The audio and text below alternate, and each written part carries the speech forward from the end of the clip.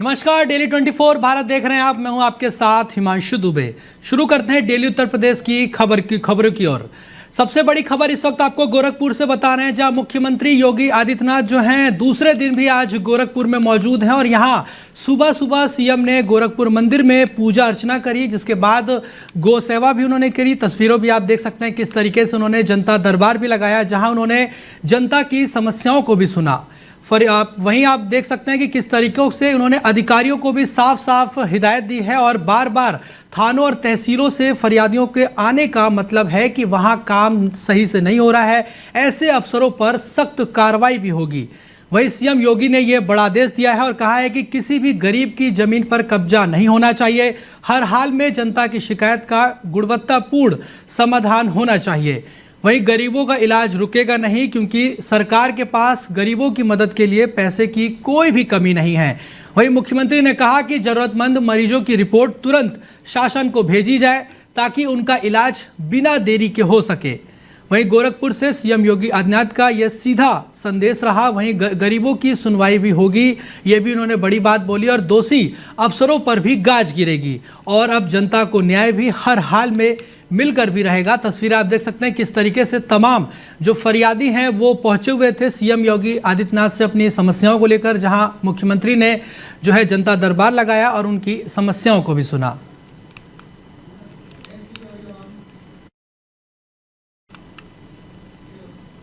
वहीं आगरा से भी बता दें कि नकली दवाइयों पर बड़ी कार्रवाई हुई है। जो नकली दवा माफिया थे उन पर बड़ा एक्शन देखने को मिला है। एसटीएफ ड्रग विभाग की संयुक्त जो है छापेमारी देखने को मिली है और 11 राज्यों में जो है इनका नेटवर्क, दवाइयों का नेटवर्क फैला था और 2.5 करोड़ से भी ज़्यादा जो दवाइयां हैं उनको सीज कर लिया गया है और नोट गिनने की मशीन तक जो है वो बुलानी पड़ी, क्योंकि आरोप लगा है कि 1 करोड़ रुपए देने की कोशिश जो है की गई। जो आपको बता रहे कि किस तरीके से एसटीएफ और ड्रग विभाग ने मिलकर नकली दवाइयों का भंडाफोड़ किया और सबसे बड़े नेटवर्क का बड़ा पर्दाफाश भी किया है। हेमा मेडिको के मालिक हिमांशु अग्रवाल को भी गिरफ्तार कर लिया है। वहीं छापेमारी के दौरान एसटीएफ टीम को रिश्वत देने की कोशिश की जा रही थी और 1 करोड़ रुपए जो है रिश्वत दी जा रही थी, लेकिन दांव उल्टा पड़ गया और 24 घंटे तक जो है रेड चली। करीब 2.5 करोड़ रुपए की दवाइयां जो है वो सीज की गई हैं, जिसमें ग्लेनमार्क, जीडस, सनफार्मा और सैनोफी जैसी बड़ी कंपनियों के नकली प्रोडक्ट भी मिले हैं। वही आपको बता दें कि हेमा मेडिको की दुकान और गोदाम से भारी मात्रा में दवाइयां जो है वो बरामद की गई हैं। सिर्फ एलेग्रा 120 mg की 2,97,000 टैबलेट मिली है। वही कुल 14 सैंपल जांच के लिए भेजे गए हैं। नकली होने का शक एसटीएफ और ड्रग विभाग को पहले से ही था और गिरफ्त में आपको बता दें कि दवा कारोबारी जो है हिमांशु अग्रवाल वो अब एसटीएफ के कब्जे में है। पूछताछ में ये बड़ा खुलासा हुआ है कि चेन्नई से लखनऊ तक किस तरीके से ये पूरा नेटवर्क फैला हुआ था और कम से कम 11 राज्यों में ये नेटवर्क सक्रिय था और पूरे काला कारोबारी जो है काला बाजारी को अंजाम दे रहा था। वहीं नकली दवाइयों की ये बरामदगी इतनी बड़ी है कि नोट गिनने की मशीन तक को बुलाना पड़ा और इसी बीच बंसल मेडिकल स्टोर पर भी अब छापेमारी चल रही है। यानी कि बड़ी कार्रवाई लगातार एसटीएफ की तरफ से देखने को मिल रही है। एक के बाद एक जो है कई दवा माफियों के काले राज खुलते हुए नजर आ रहे हैं और आगरा से अब तक की ये सबसे बड़ी कार्रवाई जो है देखने को मिली है। दवा माफियाओं के लिए एक सीधा संदेश है कि अब बचना जो है वो प्रशासन से, कानून से बिल्कुल नामुमकिन है। वहीं आपको बता दें कि आगरा में भी चंबल नदी का जो है रौद्र रूप देखने को मिला है। खतरे के निशान से ऊपर जो है जलस्तर पहुंच गया है और 1 महीने में दूसरी बार चंबल ने है अपना रौद्र रूप दिखाया है। एसडीआरएफ और पीएसए की टीम जो है मौके पर तैनात है और बाढ़ चौकियों से निगरानी भी तेज कर दी गई है। आपको बताया कि चंबल नदी ने एक बार फिर से जिस तरीके से अपना रौद्र रूप दिखाया है और ऐसा पहली बार नहीं है, जबकि 1 महीने के भीतर ही ये दूसरी बार देखने को मिला है जब चंबल नदी ने अपना खतरे के निशान से ऊपर चली गई है और 2 दिन के भीतर ही चंबल का जलस्तर जो है वो 130 मीटर तक जा पहुंचा है। तेज उफान और तेज बहाव से आसपास के गांवों में दहशत का माहौल देखने को मिल रहा है। खतरे की आशंका को देखते हुए एसडीएम हेमंत कुमार और तहसीलदार संपूर्णानंद खुद पिनाहट घाट पहुंचे, जहां उन्होंने बाढ़ प्रभावित रेहा, उमरैठा, पूरा, गोहरा समेत दर्जनों गांवों का दौरा किया और एसडीएम का ये बड़ा अलर्ट जो है उन्होंने जारी कर दिया है कि चंबल किनारे बसे 38 गांवों को सतर्क रहने की भी सलाह दी गई है और गांव-गांव मुनादी जो है करा दी गई है। लोगों से ऊंचे स्थानों की ओर जाने की अपील भी प्रशासन की तरफ से की गई है और निगरानी के लिए लेखपालों की तैनाती की गई है। वहीं बता दें कि 8 बाढ़ चौकियां भी जो है बनाई गई हैं, जिसमें एसडीआरएफ और पीएसी के जवानों को भी बुलाया गया है। मोटर बोट की भी तैनाती की गई है। तहसील परिसर में कंट्रोल रूम भी बनाया गया है ताकि निगरानी की जा सके। वहीं एसडीएम हेमंत कुमार ने खुद जो है कमान संभाल ली है और हर पल की अपडेट ले रहे हैं। आगरा के बाह और पिनाहट क्षेत्र में चंबल का बढ़ता जलस्तर इस वक्त सबसे बड़ी चुनौती जो है बना हुआ है। पिनाहट चंबल नदी का जलस्तर लगातार बढ़ रहा है, क्या दिशा निर्देश दिए गए आपके द्वारा? आज हम लोग इस चंबल गेज का निरीक्षण करने आए हैं और जो सूचना मिली है कि धौलपुर और कोटा बैराज से लगातार पानी छोड़ा जा रहा है, जिसकी वजह से चंबल का नदी और जलस्तर भी लगातार बढ़ने की सूचना मिल रही है। तो हम लोगों ने अपनी सारी बाढ़ चौकियों को अलर्ट कर दिया है। जहां आवश्यकता। वहीं आपको बता दें अलीगढ़ से खबर है, जहां जिला अस्पताल की बड़ी लापरवाही देखने को मिली है। कुत्ते के काटने के बाद एक रेबीज इंजेक्शन लगवाने के बावजूद महिला की जो है तबीयत बिगड़ गई। परिजनों का यह आरोप है कि मलखान सिंह जिला अस्पताल में जो है इंजेक्शन लगवाने के लिए ले गए थे, जहां गलत इंजेक्शन लगा दिया गया और इसी वजह से महिला की हालत जो है वो गंभीर हो गई। मामला जो है 27 जुलाई का है। अलहदापुर गोंडा रोड निवासी महिला को कुत्ते ने काटा था। इसके बाद महिला को जिला अस्पताल में भर्ती कराया गया, जहां उसे रेबीज के 3 इंजेक्शन लगाए गए, लेकिन इलाज का असर होने के बजाय महिला की हालत और ज़्यादा बिगड़ गई। परिजनों का यह आरोप है कि अस्पताल स्टाफ ने लापरवाही की है, गलत इंजेक्शन दिए गए हैं और हालत खराब होने के बाद भी महिला को डिस्चार्ज कर दिया गया। हालात बिगड़ने पर जब परिजन महिला को दोबारा अस्पताल ले गए तो इमरजेंसी वार्ड में हंगामा हो गया। डॉक्टर ने पुलिस बुला ली और आखिरकार महिला की गंभीर हालत में उसे जो है आगरा रेफर कर दिया गया और इस वक्त महिला का इलाज आगरा में चल रहा है और परिजनों की शिकायत पर यह पूरा मामला तूल पकड़ चुका है। 25 को उनको डिस्चार्ज किया जाता है कि आपका मरीज ठीक हो गया, उसके मलकान सिंह जिला अस्पताल में। तो उसके बाद में उन्होंने ये कहा था कि आपका मरीज ठीक है, आप ले जा सकते हो।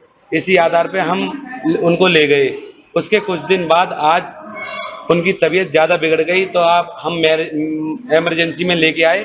तो इमरजेंसी में ये बोला था कि आप इनको वहाँ ले जाओ, ये असर आ गया है कुत्तों का, तो इनको रेफर कर दिया आगरा के लिए। तो सर उसमें अब मालूम नहीं क्या लगाया क्या नहीं लगाया, इंजेक्शन कैसे थे कैसे नहीं। आपसे ये विनती चाहता हूँ उसकी जांच हो और बढ़िया तरह से इनकी संतुष्टि दिलाएं। वही खबर जालौन से है, जहां एक आशिक मिजाज लेखपाल की शर्मनाक हरकतें जो है सामने आई है। जालौन जनपद के रामपुरा थाना क्षेत्र में तैनात लेखपाल हर्ष राजपूत पर कई गंभीर आरोप लगे हैं। कहा जा रहा है कि लेखपाल पंचायत सहायक के रूप में काम करने वाली महिला को अश्लील मैसेज भेजता था और उससे जबरन दोस्ती करने का दबाव बना रहा था।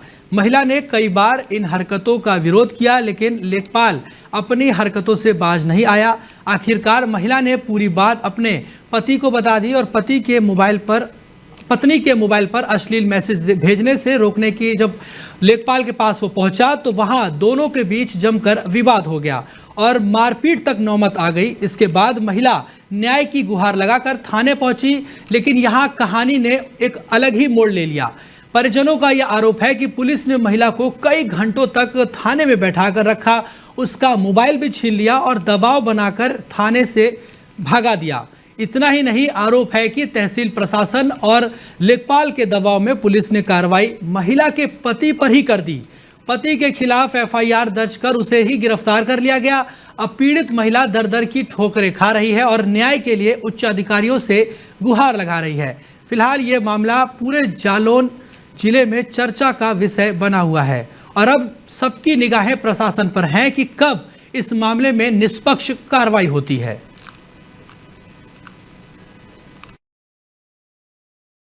पति पता ही नहीं चला कहाँ आएंगे। कल से ही मोबाइल बंद है और मेरा भी मोबाइल रख लिया, मुझे तो फ़ोन पता ही नहीं चल रहा कहाँ है। और अगर मेरे पति को कुछ होता है और कुछ भी होता है तो लेखपाल या मतलब जो पुलिस वाले जितने सब लोगों के ऊपर खिलाफ कार्रवाई की जाए। अच्छा, तो अभी पता नहीं चला उनका? नहीं, कल से पता ही नहीं है, लापता। और थाने में गई मम्मी तो बोल रहा है कि अरे कि है ही नहीं है, पता नहीं है कहाँ है, लिया पकड़ के जो। और इन्होंने ही कुछ किया है, लेखपालों ने पता नहीं क्या कर दिया, कुछ पता ही नहीं चल रहा है। पति पता ही नहीं चल रहा कहाँ आएंगे। वही संभल से आपको बता दें कि खबर है, जहां अब बैंड बाजा भी राजनीति का नया हथियार जो है वो बन गया है। मामला मुस्लिम बैंड वालों के राम, श्याम और लक्ष्मण जैसे नाम रखने को लेकर शुरू हुआ और अब इसने सियासी घमासान खड़ा कर दिया है। संभल से समाजवादी पार्टी के विधायक इकबाल महमूद ने बीजेपी पर सीधा वार किया है और उन्होंने कहा कि 2014 के बाद से बस 80-20 की राजनीति हो रही है। मुसलमान अगर देवी देवताओं का नाम ले रहे हैं तो इसमें परेशानी क्यों? सद्भाव की बात करने वाले अब नाम पर भी राजनीति करने लगे हैं। महमूद ने प्रदेश की शिक्षा मंत्री गुलाबो देवी पर भी तगड़ा हमला बोला और कहा कि वो भी 80-20 की लाइन में खड़ी हैं। इस पूरे विवाद पर बरेली के मौलाना रिजवी ने भी बयान दिया कि इस्लाम में बैंड बाजा हराम है, लेकिन इकबाल महमूद ने पलटवार करते हुए साफ कहा कि कोर्ट ने कहीं भी नाम बदलने पर रोक नहीं लगाई है, फिर हंगामा क्यों किया जा रहा है। यानी अब यूपी की सियासत में बैंड बाजे की धुन से ही चुनावी बिगुल बजने लगा है और विपक्ष, हकीकत, धर्म सब एक साथ इस मुद्दे पर आमने सामने दिखाई दे रहे हैं। इकबाल महमूद ने यह साफ कहा है कि यह पूरा मामला बीजेपी की सियासी चाल है। जनता को असल मुद्दों से भटकाया जा रहा है। साफ है कि 2027 की धुन बजने लगी है और यूपी की सियासत में अब बैंड बाजा की भी एंट्री हो गई है और एक बड़ा मुद्दा बन गया है। देखिए, नाम बदलने की बात हो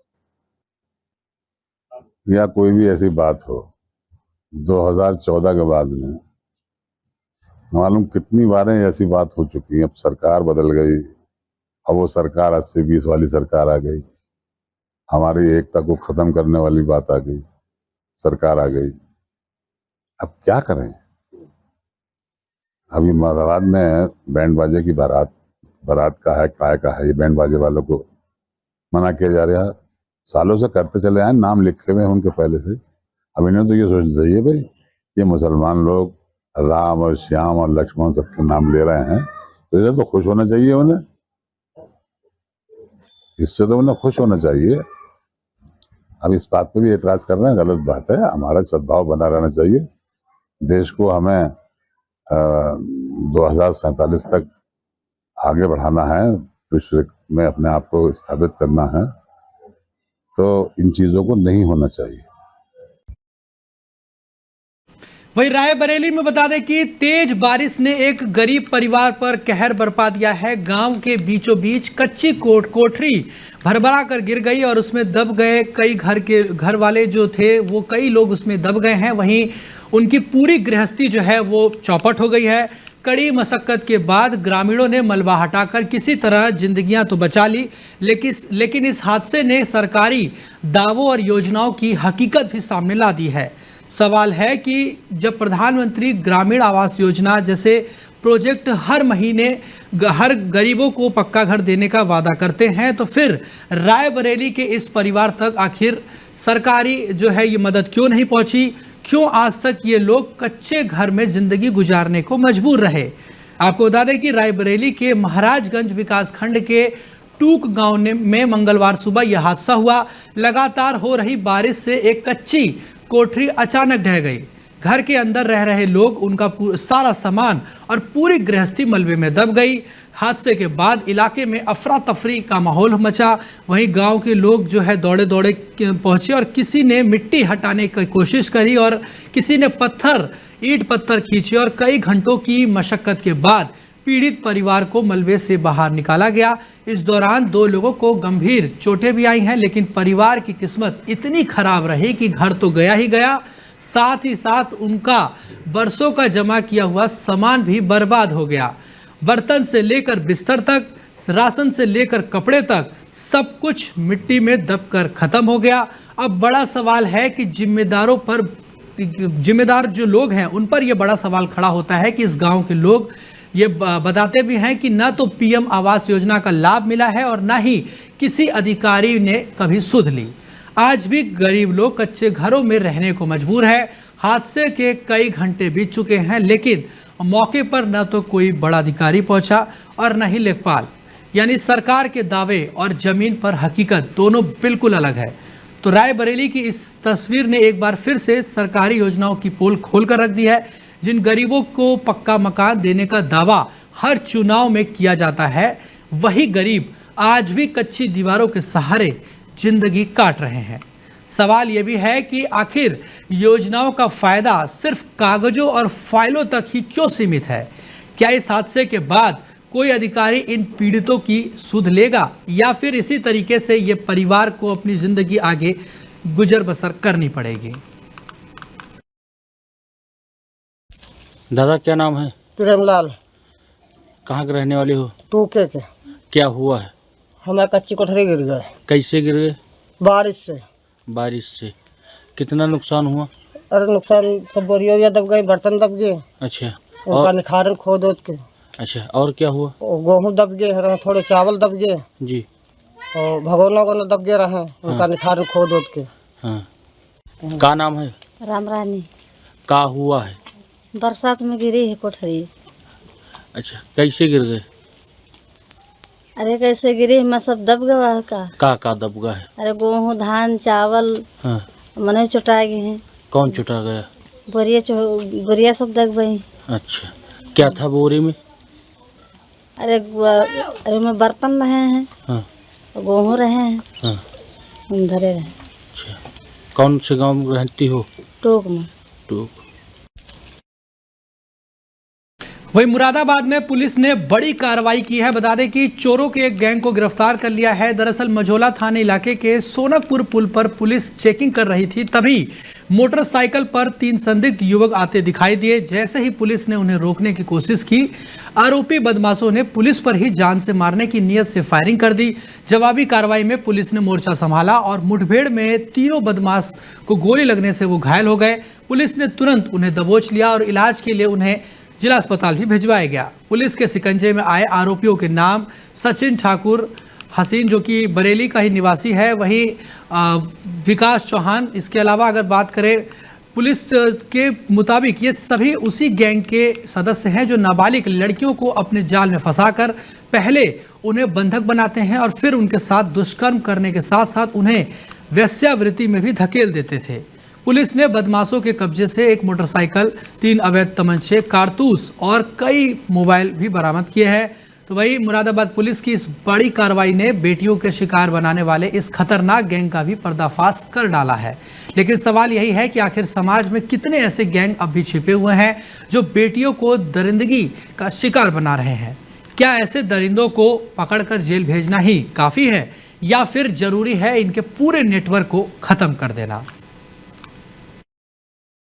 ये प्राप्त सूचना के अनुसार मझोला पुलिस के द्वारा चेकिंग की जा रही थी सोनकपुर पुल के पास में, हड्डी मिल के पास में। वहां पर एक बाइक सवार 3 बदमाशों के द्वारा पुलिस पर जान से मारने की नीयत से फायरिंग की गई। पुलिस के द्वारा भी आत्मरक्षार्थ इसमें फायरिंग की गई, जिसमें कि 3 बदमाश हैं, उनको गोली लगी है। इसमें इन बदमाशों की पुष्टि, इनकी पहचान एक सचिन, एक हसीन और एक विकास के नाम से हुई है। ये तीनों के तीनों प्राइम एक्यूज रहे हैं, जो 2 दिन पूर्व मझोला थाने पर एक नाबालिग बच्चियों के साथ में दुष्कर्म की घटना, बंधक बनाए रखना की घटना के संबंध में अभियोग पंजीकृत किया गया था, जिसमें 2 अभियुक्त कल भी गिरफ्तार हुए थे, उसके प्राइम एक्यूज हैं। इनके पास से बाइक और साथ में 3 तमंचे, कारतूस मिले हैं। इनके 3 मोबाइल भी बरामद हुए। वहीं बदायूं में 140 साल पुराने कूप और मस्जिद का विवाद आखिरकार जो है सुलझ गया है और इसका निस्तारण हो गया है। मामला बिसौली नगर के मोहल्ला गदरपुरा का है, जहां लंबे समय से विवादित कूप को लेकर तनाव बना हुआ था और विवाद तब और बढ़ गया जहां कूप की बाउंड्री पर भगवा रंग किया गया। मुस्लिम पक्ष ने नाराजगी जताई तो पुलिस ने रंग बदलकर उसे सफेद कर दिया, लेकिन सफेद रंग करने के बाद हिंदू पक्ष भड़क उठा। ऐसे में हालात बिगड़ता देख प्रशासन हरकत में आ गया। एसपी देहात, सीओ बिसौली और एसडीएम मौके पर पहुंचे और दोनों पक्षों के बीच बातचीत कराई। फिर आपसी सहमति से जमीन का बंटवारा कर दीवार खड़ी करने का निर्णय लिया गया। 140 साल से लंबित विवाद का आखिरकार हल निकल गया है। आज जब कूप की नींव की खुदाई शुरू हुई तो मौके पर कई लोग इकट्ठा हो गए। इसी दौरान कुछ लोग भारत माता के जयकारे भी लगाते हुए दिखाई दिए, तो वहीं खुदाई की कमान इंस्पेक्टर बिसौली ने खुद संभाली और पुलिस प्रशासन की मौजूदगी में काम शुरू हुआ। इस विवाद को शांत कराने के लिए प्रशासन ने दोनों पक्षों को एकजुट किया है। वहीं अब बंटवारे के बाद वहां दीवारें जो है खड़ी की जाएंगी ताकि आगे कोई भी विवाद ना हो सके। हिंदू पक्ष और स्थानीय भाजपा नेताओं ने इसे न्यायोचित फैसला बताया है। वहीं मुस्लिम पक्ष की भी सहमति से ये समाधान निकला है, जिससे गदरपुरा का पूरा विवाद अब खत्म हो गया है। यानी कि इतना बड़ा विवाद जो कि बदायूं में 140 साल चला आ रहा था, पटाक्षेप इसका हो गया है। हिंदू और मुस्लिम दोनों पक्षों ने मिलकर इस विवाद को खत्म करने का रास्ता निकाला, लेकिन सवाल यही है कि क्या प्रशासन की ये कोशिश आगे भी दोनों समुदायों के बीच भरोसे का पुल बनाए रख पाएगी? ये देखने वाली बात रहेगी। गदरपुरे में कम से कम 130 साल पुराना विवाद था, जो आज हमारे कोतवाल साहब ने और शहर के संप्रदान नागरिकों ने मिलकर इस विवाद को निपटारा कर दिया और बड़ा खूबसूरती से भी दूसरे पक्ष ने भी पूरा साथ दिया है। वो उन्हें कलर से चिढ़ हो गई थी थोड़ा सा कि भगवा नहीं करेंगे, वाइट करेंगे, तो फिर उनके हिसाब से वाइट कर दिया गया था उस कुएं पे। अब क्या समझौता हुआ है? अब जो उनके एरिया की जगह है वो उनके लिए रास्ता दे दी गई 4 फीट की कि वो अपनी मस्जिद में आ जा सकेंगे। बाकी जो जितना कुएं की संपत्ति है वो हिंदू पक्ष अपना उपयोग कर सकेगा।